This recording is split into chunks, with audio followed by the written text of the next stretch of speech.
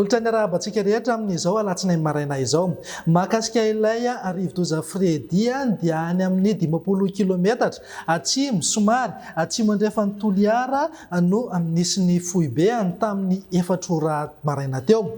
Tsy nisy fihetsehan'ny firy aloha izy tato anatin'ny 3 ora farany izay. Na ny heriny ihany koa aza dia mbola voasokajy forte tempête tropicale hatrany, izany hoe mitondra rivotra 70 kilometatra isan'ora arahana tafiotra 300 kilometatra isan'ora. Izotra hianatsimo izy amin'ny hafainganam-pandeha 500 kilometatra isan'ora. Raha izay fizotran'izay amin'ity anio ity dia saika anamorona amin'iny morontsiraka atsimo andrefan'ny Madagasikara iny izy amin'izao maraina izao. Raha araka ny vinavina moa dia andrasana ny hitodinlo makany avaratra indray, izany hoe miana avaratra hiazo amin'iny Mozambique iny. Ianalavitra antsika miandalana zany ity rivo-doza ity manomboka amin'ny farany tolakandro na ny alina no any.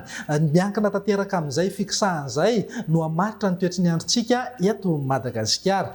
Itsakilan'izay anefa noho ny fitoeran'izy io manamorona ny morontsiraka atsimo andrefa Madagasikara dia tombanana mbola ho betsaka hatrany ny rotsakorana any amin'ny ilany andrefana sy ny tapany atsimo ary ny atsimo andrefan'ny Madagasikara iny androany alatsinainy 9 marsa 2022. Mila mitandrina araka izany ny rehetra. Ny torohevitra avy ety aminay moa dia mipetra amin'ny toerana azo antoka ary arao atsaka ny sandavan'ny foana zareo ny toromarika omeny manam-pahefana ny fotony isorohana ny loza mety iseo. Araka izany ary dia tsy misy fiovana mahakasika ny filazana loza fa voatazona ao anatin'ny filazana miloko mena na filazana loza mitatao ho an'ny distrika Morombe, Toliara voalohany sy faharoa ary Betioky.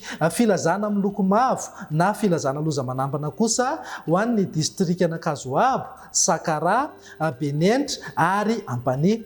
Filazana miloko maitso na filazana loza fanairana ho an'ny Fahatry Menabe sy distrikany Beroro.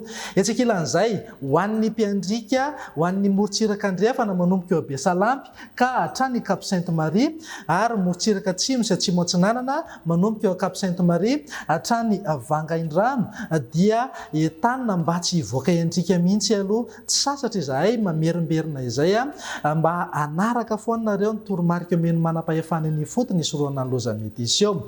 Mbola mikorotana tanteraka mihitsy ny toetry ny andro eny an-dranomasina mandra-palasa an'ity rivo-doza ity. Dia izay indray ny vaovao tselatra amin'izao maraina izao, manome fotoananao afaka fotoana vitsy.